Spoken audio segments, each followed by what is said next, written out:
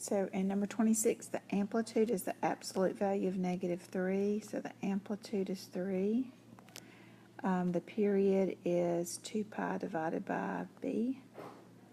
And b is 2. So 2 pi divided by 2 is pi. So our period is pi. And our phase shift, which we're going to abbreviate PS, is the C value divided by the B value. So according to our formula, we have a minus C in this spot right here. So the C value is actually always going to change signs when it comes out of the parentheses. So that means the C value is not positive pi over 2, but negative pi over 2, and the B value is 2. Negative pi over 2 divided by 2 is negative pi over 4. So our phase shift is negative pi over 4, our period is pi, and our amplitude is 3. And then we're going to need to remember that the negative means our graph is reflected over the x-axis. So since we have a phase shift, we're not going to draw our y-axis in first. So our phase shift tells us that our graph starts at negative pi over 4, and it travels pi units to complete one period. And if I take negative pi over 4 and I add pi, I get 3 pi over 4.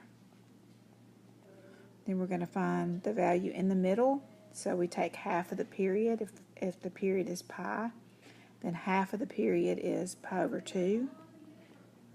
And we add negative pi over 4 plus pi over 2. Think of that as 2 pi over 4, which gives us positive pi over 4. Probably going to be the hardest part about your phase shifts is labeling your x-axis.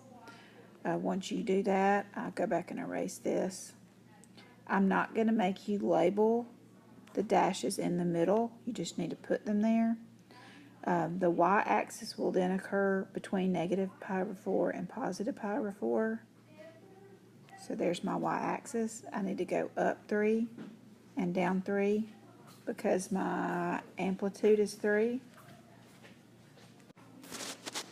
Alright, so we're going to remember that we're doing sine, and we're going to start on the x-axis unless we have a vertical shift, and we'll talk about that in a minute.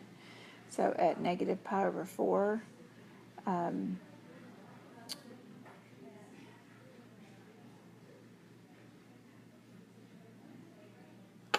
at negative pi over 4, we're going to start on the x-axis, and then we're going to go down to 3 and back up to pi over 4, back up to 3 here, and 3 pi over 4. We'll stop there. So again, because the 3 is negative, then the graph is reflected over the x-axis.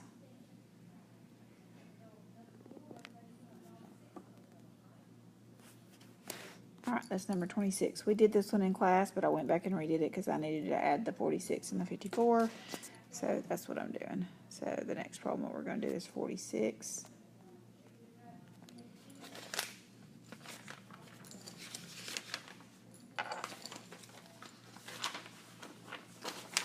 Is going to be a cosine graph that also has a phase shift.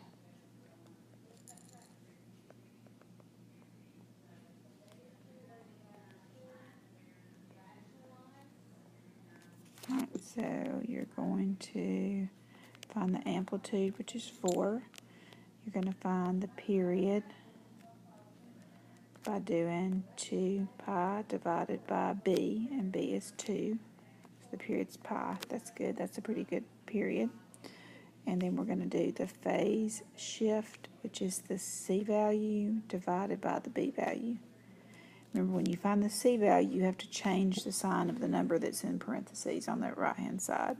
So the C value is actually a positive pi, and the B value is 2. And you don't have to simplify pi over 2. It's already simplified. So our amplitude is 4. Our period is pi, and our phase shift is pi over 2. So remember, we're going to start with the x-axis. We'll draw in the y-axis once we get the x-axis labeled. So our phase shift starts at pi over 2. One period of the graph is pi.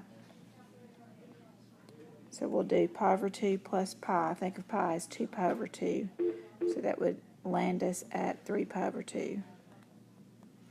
we've got to find the middle point. So half of our period pi would be pi over 2. And then pi over 2 plus pi over 2 is 2 pi over 2, which is just pi. So you'll label the pi over 2, you'll label the pi, and then you'll label the 3 pi over 2, and then you'll just put in your dash marks there. Then you'll decide where the y-axis goes. It's going to go somewhere over to the left. Doesn't really have to be perfect because you're going to graph using your pi over 2 to your 3 pi over 2. Our amplitude is 4, so we're going to go up 4, down 4. This is a cosine graph. So you are going to have to ask yourself, is this cosine, is this sine, because the graphs are different. So this is a cosine graph, so it's going to start up 4.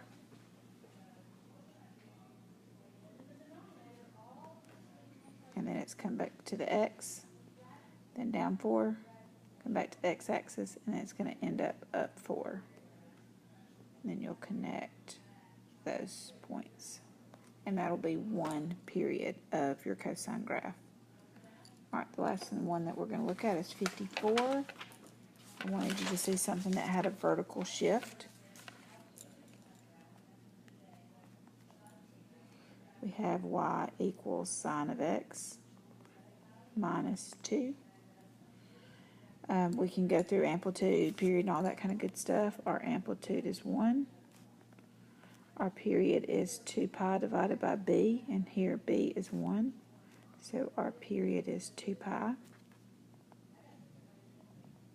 We do not have a phase shift because we don't have a parentheses. Our x is not in any type of parentheses, so we do not have a phase shift, but we do have a vertical shift. We know that our graph is shift vertically if there's a number outside the parentheses on the right that you're adding or subtracting. Alright, so we do have a vertical shift, and we'll start to abbreviate that VS. And that vertical shift is exactly what you think. We've done vertical shifts before. Minus 2 means down 2. Plus 2 would mean up 2. So our vertical shift is down 2. So we'll actually draw our x-axis. There's no reason to not put the y-axis in because there's not a phase shift. And when there's not a phase shift, we always start at 0. So our period is 2 pi. So we're going to stretch out to 2 pi here. Half of 2 pi is pi, and then we'll need those little dashes in the middle. Our amplitude is 1, so we're going to go up 1, and we're going to go down 1, but we do have a vertical shift of down 2. So where the graph would have just gone down 1, it's actually going to go down 2 more units from there. So what I'm going to do, just because this is the first one that we've done, I'm going to actually sketch in what the graph would look like without the vertical shift. I'm going to do that in green. So without the vertical shift, this would be our graph.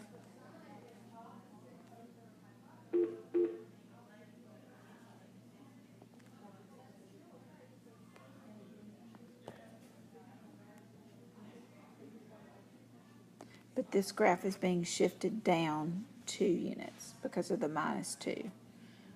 Alright, so you don't have to graph both of these graphs. You may want to. It may be helpful for you to graph both of them, and I'll just leave that up to you. So this point right here that's at 0, 0 is going to go down 2. This point that's at 1, 1 is going to go down 2. This point that's at 2, 2 at pi, comma 0, it's going to go down 2. This point's going to go down 2. This point's going to go down 2. So the graph that we're graphing will be the purple graph. And again, read your directions. It may ask you to graph the original graph and then graph the one that's been shifted down 2. But that's how you do a vertical shift. And that is all that's in section 4.5. Hope this helps. Thanks.